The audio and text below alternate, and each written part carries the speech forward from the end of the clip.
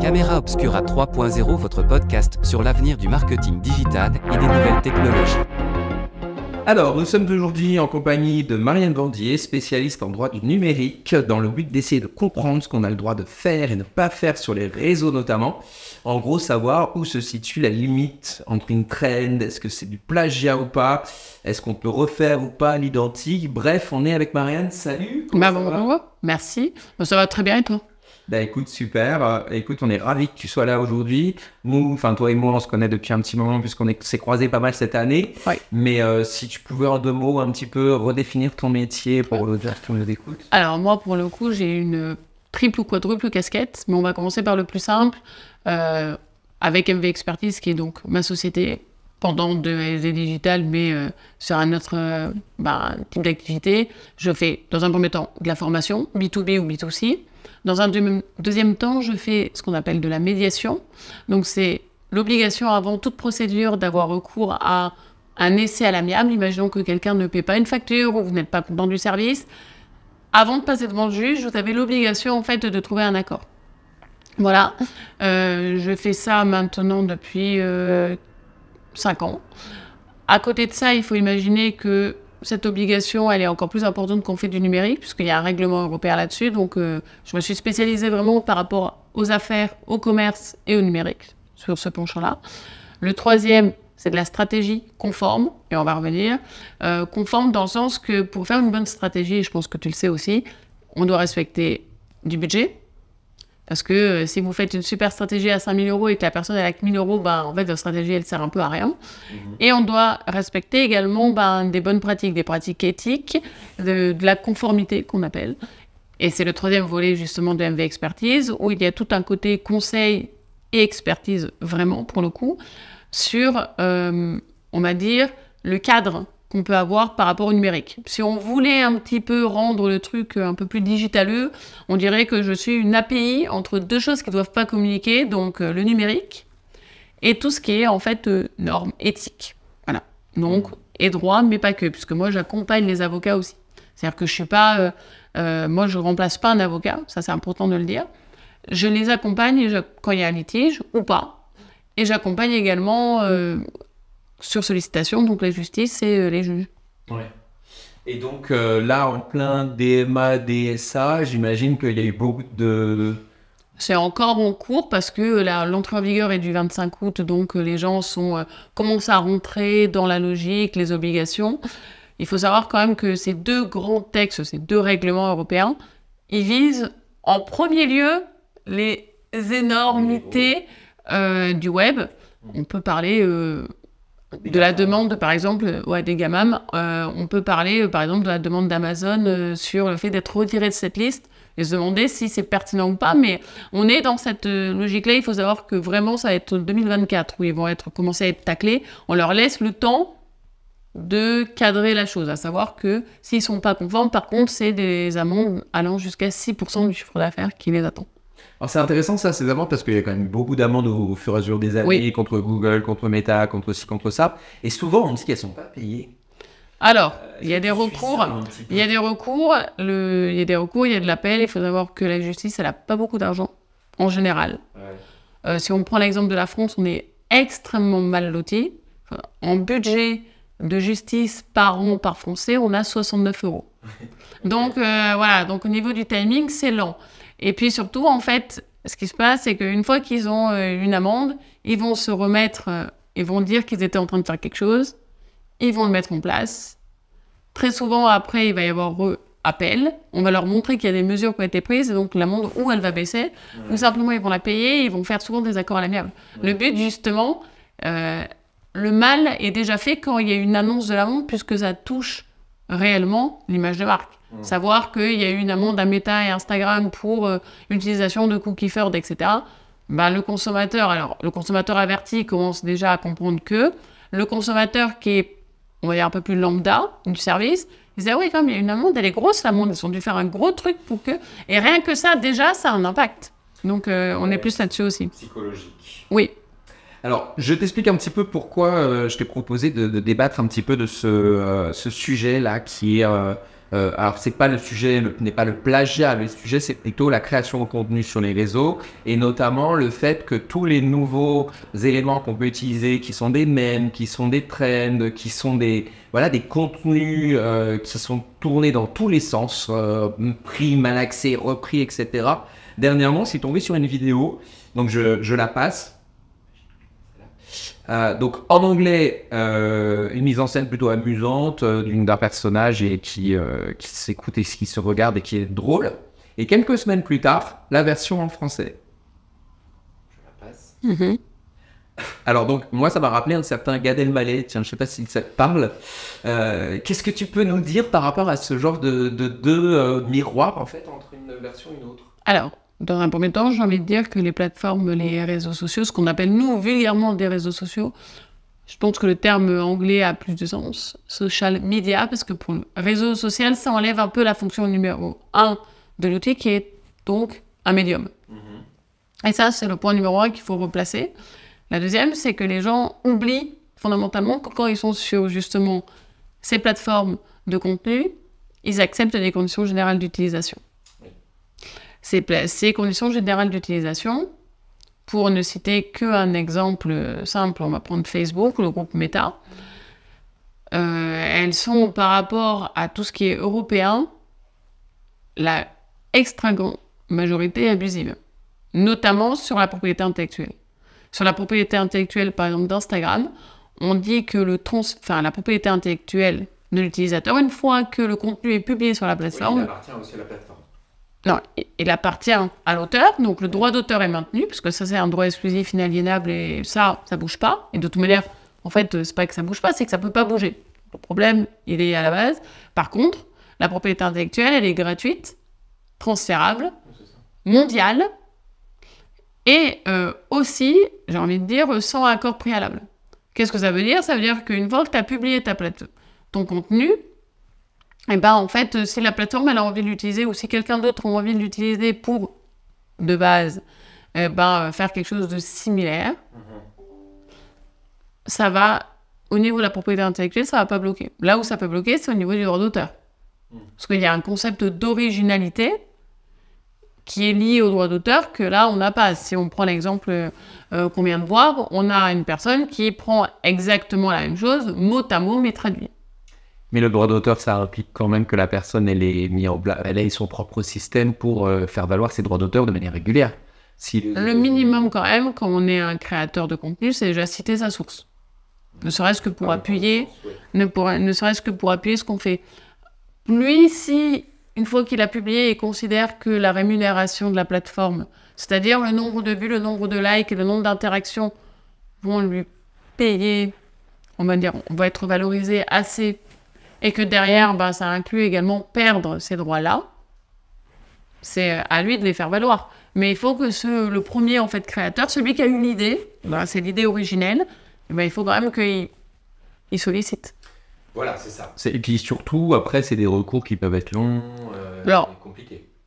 Oui et non, mais dans tous les cas, et ça fait partie justement des obligations maintenant du DSA et du DMA, c'est d'avoir une transparence sur les actions. Donc en fait, la première action, par exemple, que le créateur de contenu anglophone aurait fait, c'est solliciter TikTok ou les plateformes où ça a été vu, donc Instagram, etc., et demander à ce que, pour justement l'utilisation abusive et droit d'auteur, le contenu soit effacé. Est-ce que ça a été simplifié parce que... Oui, du moins, plus que simplifié, ça a été clarifié. D'accord. C'est ce qui veut dire que on est censé, je dis censé parce que comme c'est nouveau, c'est le temps que, mais on est censé avoir des process pour solliciter les plateformes de façon beaucoup plus simple. Ouais. Avec un temps de réaction beaucoup plus rapide, ce qui n'est pas du tout le cas jusqu'à maintenant. Voilà, j'ai dit, sur TikTok, on est d'accord. Voilà, non, j'ai pas dit que c'était le cas. J'ai dit, on est censé. Donc, s'il y a plusieurs plaintes et que ça remonte, etc., après, ce sera les amendes parce qu'il faut être conforme à ces règles-là. Je trouve qu'il y a certains réseaux sociaux qui sont plus facilement accessibles que d'autres. Hein. Comment ? Pour moi, nous, Meta, on arrive à les avoir plutôt facilement depuis 2 ans. Et même à la depuis 2022 Ouais. Oui. Parce que c'est des mesures qui sont liées justement à la finalisation des textes parce que l'entrée en vigueur du 25 août, vous doutez bien que Thierry Breton, donc, qui était la personne référente à l'Europe pour ces 2 textes, Le DSA et DLMA, ils mènent de la France. Hein. C'est deux idées que notre président a voulu, qui est d'ailleurs très pro-numérique. Donc, dans tous les cas, ce cadrage historique, ça n'enlève rien, parce qu'en fait, on n'avait jamais eu de texte avant pour cadrer. Si tu veux, on est sur quelque chose qui est quand même lent. Et le texte, il a été finalisé en 2022. Donc, si tu me dis, ah ouais, ça fait 1 an et demi, je te dis, bah ouais, c'est normal. Ils ont su qu'il y avait le texte. Il y avait des modérateurs, mais ils n'en avaient pas embauché beaucoup. Mais et d'ailleurs, ils ont publié récemment qu'ils ont augmenté leur team de conformité avec, je crois, 150 personnes ou quelque chose comme ça. Parce que, justement, la conformité au sens large commence à devenir un vrai sujet pour tout le monde. C'est plus, en fait, au début, on disait, ah ouais, bon, bah... le RGPD, le droit d'auteur, la facilité, la responsabilité de la plateforme dans le cas de litige, rien à foutre. Et là, maintenant, en fait, on se rend compte qu'avec des textes et un règlement, on n'est plus du tout sur le même niveau. Non. C'est comme l'utilisation des données avant 2016, puisqu'il est entré en vigueur, alors en France en 2018, mais le texte il est finalisé en 2016, avant les RGPD, après les RGPD. Il y a le temps que ça se mette en place, mais même l'utilisation pour vous, elle va être revue. Parce qu'en fait, petit à petit, vous allez vous dire, OK, alors moi, pour mon client, je vais devoir lui dire que il va falloir se cadrer sur ça. Et même si, j'ai envie de dire, les obligations, elles sont pour les grandes plateformes, toi, utilisateur de la grande plateforme, tu vas te retrouver à devoir vérifier qu'elles soient conformes. Tu vois ce que je veux dire? Tu es, d'une certaine façon, en cascade, dépendant de sa conformité à elle. Parce que si un jour TikTok décide d'arrêter le DSA et le DMA et que TikTok s'arrête en Europe, par exemple, c'est ennuyeux sur plusieurs points. C'est ennuyeux sur plein de points. Après, ça amène des conséquences qu'on aura peut-être l'occasion de rediscuter après, effectivement, sur les datas. Nous, pour l'instant, on essaie de s'adapter, évidemment, à tout ce qui est surtout en lien avec le tracking, évidemment, sur tout ce qui est l'adaptation Google Analytics. Mais je t'avouerais que c'était quand même un gros morceau pour tout le monde et je pense que les gens n'ont pas encore pris la mesure de combien ça pouvait les impacter. En fait, les gens, ils comprennent une fois qu'il y a eu le problème. C'est-à-dire que la dernière fois, j'étais à une conférence avec Cyberrock et pour le coup, c'était assez intéressant de voir l'exemple que donnait un des représentants de l'entité. Et il disait, en fait, les gens, ils me demandent toujours... est-ce que ça va nous toucher? Et il a dit, mais en fait, la question, c'est pas est-ce que, c'est quand ça va vous toucher. Parce que la problématique, elle est là. C'est-à-dire que c'est pas une problématique qui va s'enlever. Là, on est en train de créer un millefeuille de règlement, donc d'obligations au niveau normatif et au niveau cadrage, qui devient un must-have pour tout acteur. Oui. Et tout acteur, qu'on soit avec un petit site web, voilà, ou qu'on soit un annonceur avec une vente de produits en ligne. Ça ne change rien. À la limite, bon, si on vend en ligne, on a plus d'obligations, mais je veux dire, l'impact, en fait, il y a du boulot pour tout le monde. Alors, je reviens un petit peu aux réseaux sociaux. Avant, c'est vrai qu'il y a quelques années, on faisait beaucoup de curation. Pour ceux qui ne savent pas, j'éclaircis un peu parce que c'est vrai que la curation, c'est un terme qui n'est pas très utilisé en français, mais en anglais, c'est très utilisé. La curation, c'est le fait de repartager des publications qui ne sont pas forcément les nôtres au départ, qu'on n'a pas produites, mais on se dit ça va servir à notre audience et donc ça va leur plaire. Et pour le coup, pendant des années sur Facebook, beaucoup de gens faisaient ça. D'ailleurs, c'était conseillé pour éviter d'être trop nombriliste, de se dire, bah au moins, on ne communique pas sur nous, pas que sur nous. Et donc, on repostait un contenu d'un propriétaire sur ses propres réseaux, souvent on le taguait, comme tu disais. Alors, c'est bien vu déjà d'un point de vue éthique, et aussi ça permet, quand la personne like ou repartage derrière, de faire un effet boule de neige. Aujourd'hui, ça a donc évolué, puisque beaucoup de gens reprennent le contenu, le malaxent, et osent parfois dire que c'est de la création. Mm-hmm. Et qu'est-ce que tu en penses, toi, de voir des gens qui osent dire qu'en gros, ils créent des tendances ou des trends, alors même que parfois, il y a des passages de films, il y a des extraits à droite à gauche. Donc, je ne sais pas si tu as vu justement le film Le Sentinelle de Jonathan Cohen qui est sorti il n'y a pas longtemps sur Amazon Prime. Pas encore. Non. Alors, ce truc-là, il y a une trend qui est en train de tourner assez fortement sur TikTok où il dit vous m'avez demandé de venir, etc. Fallait me le dire que vous n'avez pas le temps. Et ce truc. De base, l'idée originale, elle est de Jonathan Cohen et elle est reprise. Ok. Est-ce que d'une certaine façon, ça lui fait pas de la publicité à lui pour le film? Oui. Oui.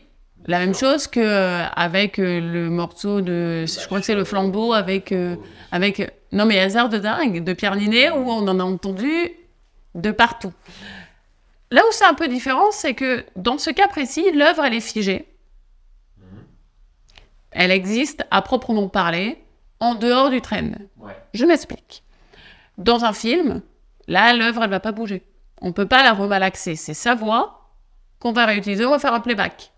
Donc, TikTok va obligatoirement, au producteur, et c'est Jonathan Cohen aussi...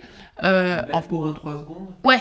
On reconnaît sa voix quand même. Oui, il y a tu sais, à un moment donné, sur YouTube, il y avait une histoire de si on faisait moins que 7 ou 8 secondes, ils ne pouvaient pas détecter l'extrait en cours. Non, là, pour le coup, là, il y a les droits d'auteur, pour le coup. Et donc, la SACEM ou autre entité qui gère ces droits est en contact avec TikTok par rapport au nombre de trends, au nombre de vues, etc. et d'utilisation de l'audio, lui reverser, TikTok va devoir lui reverser quelque chose. Ça, c'est le cas où donc il y a un truc qui existe en dehors de la plateforme. Là où c'est plus ennuyeux, comme tu dis, c'est quand on crée quelque chose et que quelqu'un va reprendre l'idée en disant que c'est la sienne. Là, pour le coup, il n'y a pas beaucoup à tergiverser puisque dans le cas de Jonathan Cohen, on reconnaît sa voix. Le morceau, on sait que ça vient d'un film précis, etc., etc. Donc, on sait retracer d'où ça vient.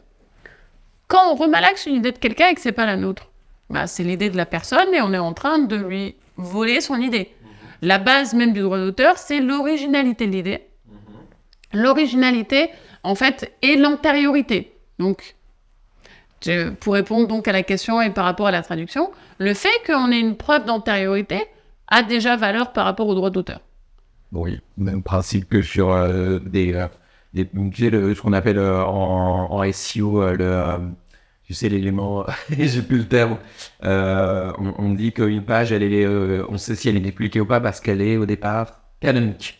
Oui, dans ce cas-là c'est la même chose.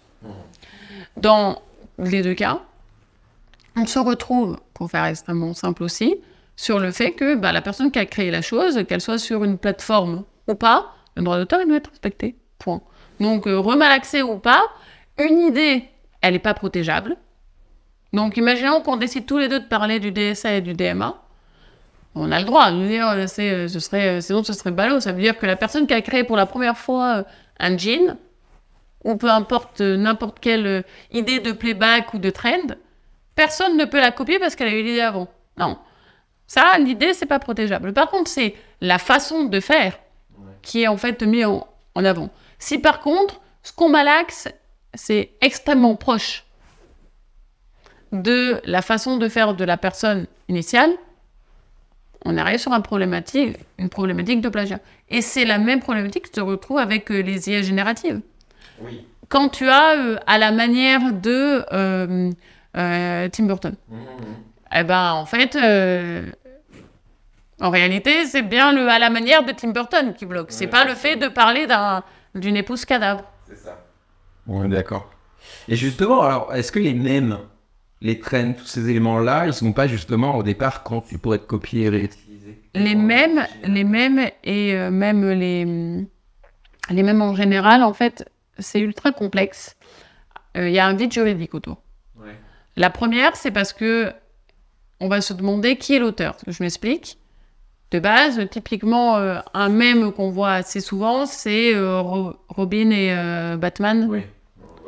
Vous voyez de lequel je parle, où on va shut up et voilà. Et après, on peut mettre le texte qu'on veut. Qui est l'auteur à ce moment-là? Qui va être l'auteur de l'œuvre? Celui qui a fait le dessin ou qui a écrit? Et en fait, il va y avoir, comme dans les jeux vidéo, j'ai envie de te dire, le scénario, donc le mec qui écrit les bulles, et le dessin. Là où c'est ennuyeux, c'est que sur les plateformes de mèmes, les auteurs, habituellement, ils sont déjà anonymes. C'est ça. Et remonter, alors on peut essayer de remonter, mais c'est compliqué. Et il y a d'ailleurs des projets avec des gens qui veulent faire des plateformes de mèmes rémunérées où le droit d'auteur serait reconnu, etc. Mais ça va être à gérer, c'est une usine à gaz. Exemple, Astérix tu crées des mèmes sur Astérix, je suis désolé, tu peux pas être reversé, on peut pas te reverser de l'argent, c'est pas toi qui as créé Astérix, ni le destin, ni l'idée au départ. Ouais. Moi, ça me paraît aberrant. Mais moi, dernièrement, sous un de mes posts où je parlais de ce qui s'était passé dans un vol EasyJet entre Burton et Ibiza. Bref, droit à l'image, il y a eu une scène un peu sulfureuse dans l'avion et elle a fait le tour des réseaux. Et j'avais mis comme image Inspecteur Gadget. Ouais. Je sais très bien que si je parle d'Inspecteur Gadget, tout le monde a en tête le personnage. D'accord ? Il se trouve qu'en fait, comme je n'avais aucunement envie de le commercialiser, comme je pars du principe que le dessin est déjà une image de marque en soi, est une marque, et qu'en réalité, je n'allais pas dire que c'était moi qui l'avais dessiné. Ça aurait été complètement hors sol. J'avais pas mis que c'était Bianchi. Alors, il faut aussi savoir que Bianchi est mort. Il faut aussi savoir que l'autre personne... et je me suis fait tacler, mais genre salement. Tu vois, avec... attention, droit... Je dis, mais... Il y a un moment où, en fait, si j'avais fait parler, en fait, Inspecteur Gadget, mais qui est-ce... Et que ça faisait le buzz, j'allais pas demander, moi, de l'argent par rapport à l'image. C'est comme, je veux dire, quand il y a des stars, entre guillemets, du dessin ou des dessins qui passent au-delà de l'auteur, parce que potentiellement, Bianchi, toi, tu le connais pas, mais par contre, Inspecteur Gadget, tu le connais. Pareil pour les étudiants ou d'autres. On connaît pas Goscinny et Uderzo tout le temps, par contre, on connaît Astérix et Obélix. Il y a un moment où, en fait, c'est l'initialité qui va avoir la primeur. Tu peux, à la limite, demander des droits sur le texte. Comme pour l'IA générative, c'est exactement la même chose. C'est le prompt, à la limite, et tu as de l'argent sur ton prompt, pas sur le résultat. Ouais. Non mais, à la limite, tu es auteur de ta requête. T'es pas auteur du dessin qui sort. À la manière de Tim Burton, ça veut dire que Tim Burton, ou à la manière de Inspecteur Gadget, pas être auteur de la production. ou à la manière de Astérix, tu te doutes bien que rien qu'en disant à la manière de... C'est sûr. C'est foutu. Trend ou pas trend? C'est sûr. Et alors, par exemple, dernièrement, j'ai vu une pub Facebook, et je parle bien de pub, un contenu sponsorisé d'une entreprise, je sais plus laquelle, mais qui prenait le visage de Justin Hutto. Et pour le coup, je lui avais rajouté des faisceaux machin, là, j'en ai même fait un post LinkedIn. Et donc, ça vend une pub pour je sais quelle formation ou quel élément, machin. Et je me suis dit, mais c'est quand même le droit, clairement, c'est l'image de la personne. Elle a accepté, elle, ou... Elle n'était pas au courant. Et je me suis dit, mais comment est-ce qu'on peut oser faire ça en se disant, on va pas être un minimum... Mais on va l'être. Ah, voilà. Mais là, pour le coup, c'est une stratégie. C'est comme quand tu as il y a il me semble que l'année dernière, il y avait eu un gros débat par rapport à une boîte qui faisait des compléments alimentaires, alors j'ai plus le nom de la boîte, qui avait fait un podcast dans le même style que ce qu'on est en train de faire, où l'entrepreneur disait que pour elle, un alternant devait travailler au moins 80 heures par semaine. Bien, ouais. Elle s'est fait inonder sur le web après. Mais en vrai, quand tu dis un truc pareil, il y a deux possibilités. Ou tu es inconscient, ou en fait, dans ta strate, tu as la stratégie, et la stratégie, ça va jusqu'à les risques par la suite encourus. Parce que là, il y a le droit à l'image, clairement, et même image de marque, puisqu'elle représente clairement sa marque aussi. Donc on est sur une ambivalence des deux. Sauf que là, dans cet exemple, c'est sa propre personne. Là, le mec, il va chercher. C'est comme si moi, je prenais, je sais pas moi. Alors, les politiques, ils en font, ils se prennent régulièrement. Ils sont régulièrement pris dans des mèmes et autres compagnies. Là, moi, je pense que des fois, je trouve ça un peu même limite, je dirais. Mais en l'occurrence, une chef d'entreprise telle que Justin Hutto, de voir son image prise dans une pub sponsorisée, je trouve ça dingue.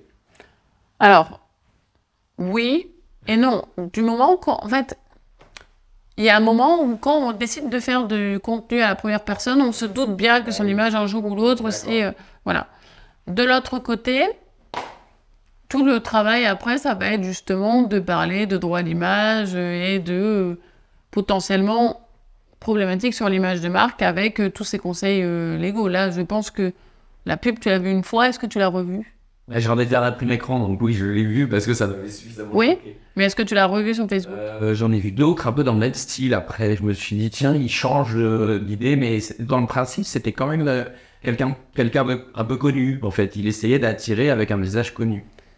Ça fait partie du risque, j'ai envie de dire, du métier, et c'est un choix. Oui. C'est-à-dire, on le sait que potentiellement, si bien sûr. on prend Brad Pitt ou peu importe, comment il s'appelle, Anthony, celui qui veut être mon associé. Bon. Oui.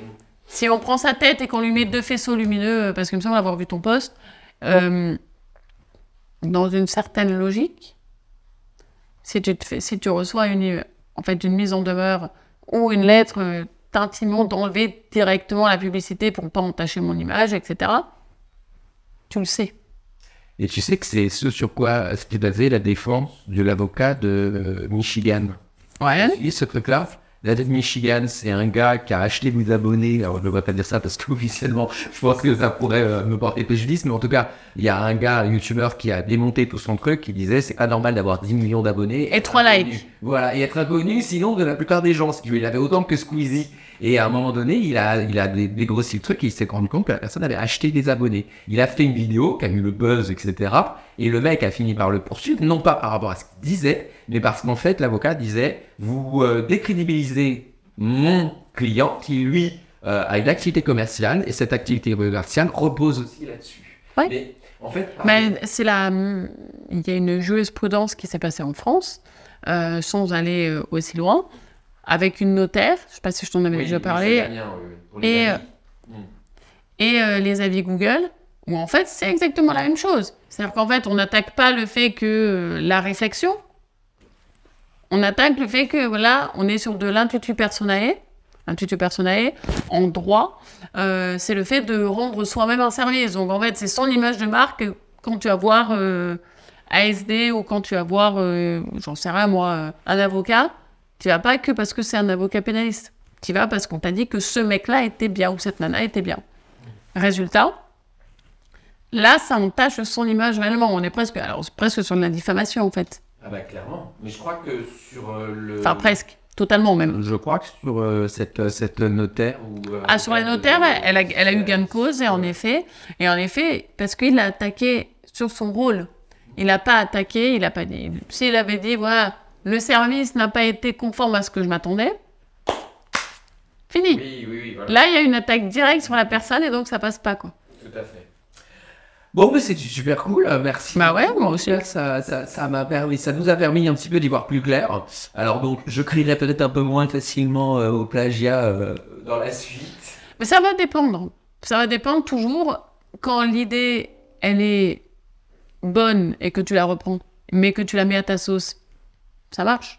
Si l'idée elle est reprise et le format, la façon d'amener l'idée ressemble beaucoup à la tienne, tu peux commencer à créer à la contrefaçon. Parce que le plagiat, c'est plus littéraire, souvent, artistique. D'ailleurs, on n'a pas évoqué chez Idriss qui a... Quoi donc? Tu sais, on a parlé, avant de venir, un petit off, on a parlé de... je crois que c'est Aberkan qui s'est fait retoquer ses mémoires de recherche pour oui. de plagiat. Oui. T'as suivi un peu le... Oui. Alors, en fait, ce mec-là, donc, plutôt reconnu comme coach, comme, on va dire, mentor. On va appeler ça un mentor. Même il a des productions. Mais a une thèse et docteur de base, enfin, plus maintenant, mais est docteur à HEC.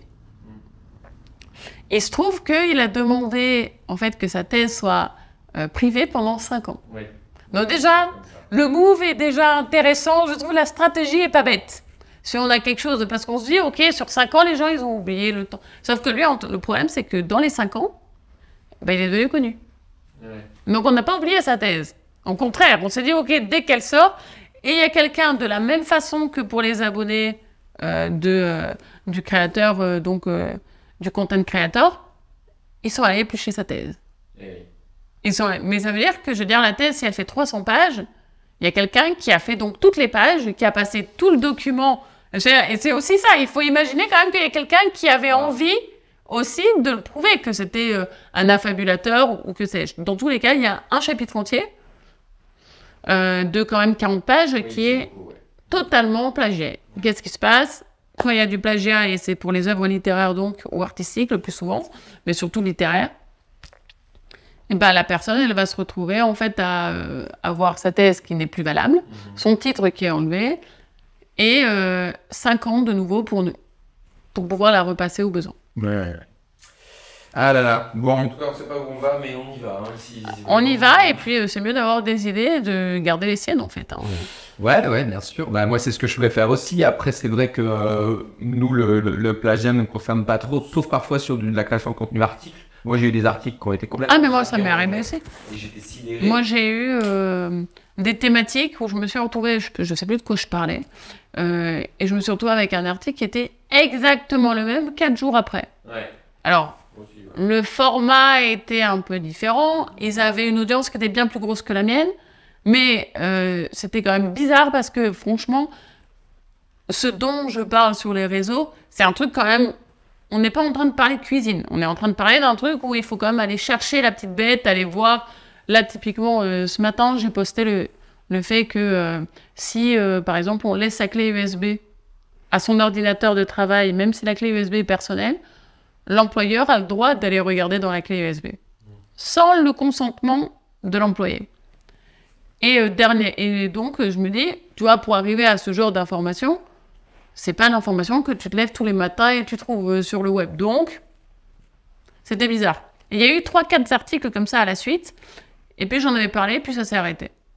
Bon, après, tu vois, d'un autre côté, je me suis dit, bon, c'est peut-être un hasard, hein. C'était compliqué que ça soit un hasard, mais ok. C'est qui? C'est Coco Chanel qui disait prenez les idées, j'en aurai d'autres. Exactement, mais bon, quand c'est Welcome to the Jungle, c'est ennuyeux. Tu vois, de cette façon-là, c'était un peu ennuyeux. Après, je te dis, si c'est un hasard, heureux hasard, parce que ça m'a permis de mettre en lumière aussi. Mais c'est vrai que il y avait vraiment, le sujet était un sujet assez pointu. Typiquement, je parlais de Kaizen et de tout ce qui est, en fait, le bien-être au travail. Et tu sais, il y a un cercle de la philosophie Kaizen qui permet de savoir que tu es au bon endroit au bon moment et que tu rentabilises ton travail et que ça te plaît. C'est un terme que tu vois, même maintenant, je suis en train de réfléchir au terme et je ne me rappelle pas. Parce que là, j'ai parlé, moi, hier d'autre chose en japonais et j'ai totalement zappé ce truc-là. C'est un... Ouais, ça me reviendra. Dans tous les cas, ce truc-là, on n'en parle pas tous les 4 matins.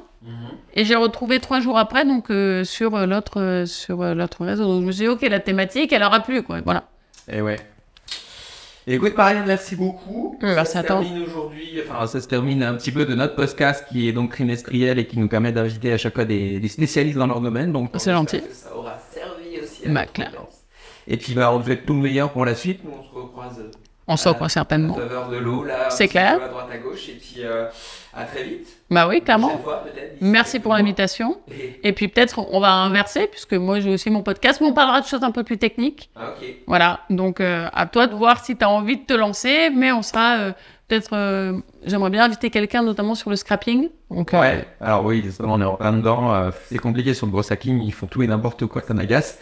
En même temps, je me dis, j'aime bien regarder les trucs quand même un peu spécifiques, autres. Donc il faut réussir à trouver le gros hacking qui soit white. Oui, c'est ça.